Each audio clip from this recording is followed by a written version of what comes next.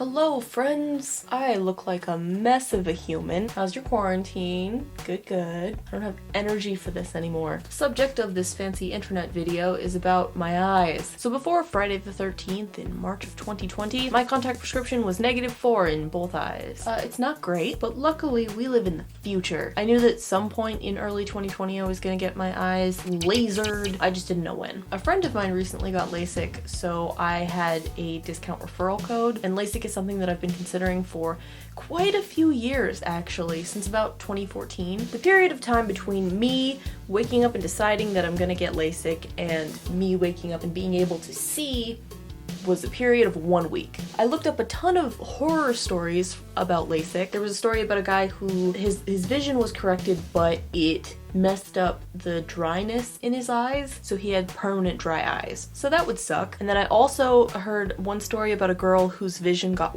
worse, but only in one eye. Her other eye was perfectly corrected. It was just one eye that was really bad. Those are probably the two worst stories that I heard. And even then, the odds of those happening to you are so incredibly rare that I kind of decided it was worth it. The experience itself was very interesting. I went to LASIK Plus here in Phoenix. So I went into their offices for a consultation to see if I was even a candidate. The entire consultation took maybe half an hour. I got my eyes dilated for the first time ever. That was weird. They do that so that they can look inside your eyes, make sure you're healthy and stuff. Generally, it was a pretty painless eye exam. Also, if you look up online and you go during their slowest day, they also give you a discount. I will take all of the discounts, thank you, save that money. And then we got ready to book an appointment. It was all happening very fast. The next available days were Thursday and Friday, but I had something going on Thursday, so I booked Friday, even though it was Friday the 13th. And I'm not normally superstitious, but sometimes my brain is just like, let's take every precaution, even the stupid ones. I got laser eye surgery on Friday the 13th in the middle of a pandemic.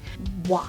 So one of the side effects of LASIK surgery is that you see these halos at night. And when I sat down with the surgeon, he was like, okay, your pupils are huge. So you've actually been seeing night halos your whole life. And I had this weird moment of, oh my god, that's not normal. So for me, the night vision wasn't going to get any worse with LASIK. One thing I did notice is that it kind of changed the shape of the night halos.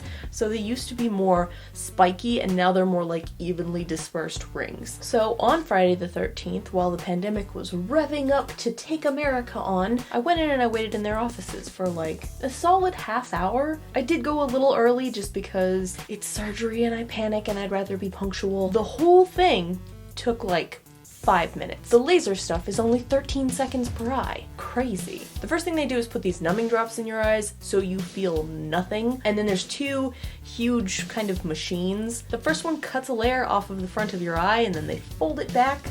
It's kind of like eye skin and everything goes blurry. Everything is just a ball of light. You cannot see for crap. Once again, no pain, but it's still kind of a weird sensation. Like you can feel the pressure and kind of the presence, but beyond that, you can't feel anything. So after they cut the little skin flaps off my eye and put them back and I could not see anything, the woman helped me like to walk over to the next machine. As I was walking, she was like, oh, someone's recording, you better wave.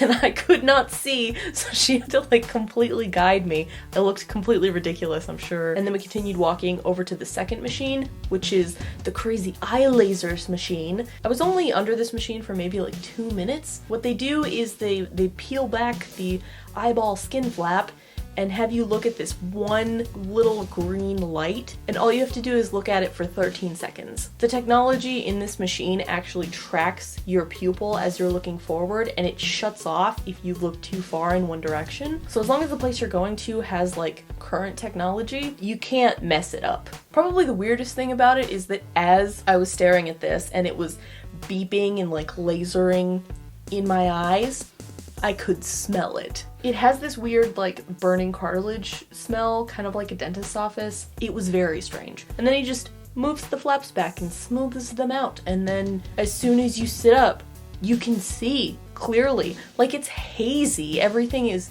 like foggy, but it's clear. It's in focus. If I was gonna give some advice to anyone considering LASIK, take ibuprofen with you to the place so that you can down it immediately after the surgery. I didn't know beforehand that you were supposed to take ibuprofen after the surgery, so in the half-hour car ride home, the numbing drops started to wear off, and that was probably the worst pain that I've ever felt in my eyes. ever. First hour felt like I had sandy lemon juice just in my eyes that I wasn't allowed to wash out. And then I fell asleep, and 4 hours later I woke up and I was fine. Like, I went to Walmart. It was fine. They still hurt. It felt like there was like dust or something in my eyes that I wasn't allowed to like rub out or whatever. My eyes feel so much better now, and I can see. And I keep having these little moments where I'm like, I can see. This is not glasses, this is not contacts, this is eyes. Eyes can see. I've been playing a lot of Oculus Rift because I no longer have to cram my glasses into the machine or put on contacts just to play a video game. I can just put the headset on and rock to Beat Saber for like an hour and a half before my body gives out from underneath me. So it's been, what, 8 days since the actual procedure. There's one spot on this eye that is still healing a little bit, and then this eye feels 100%, but I still have like this one tiny little spot on top of it. I'll just see if I can show you.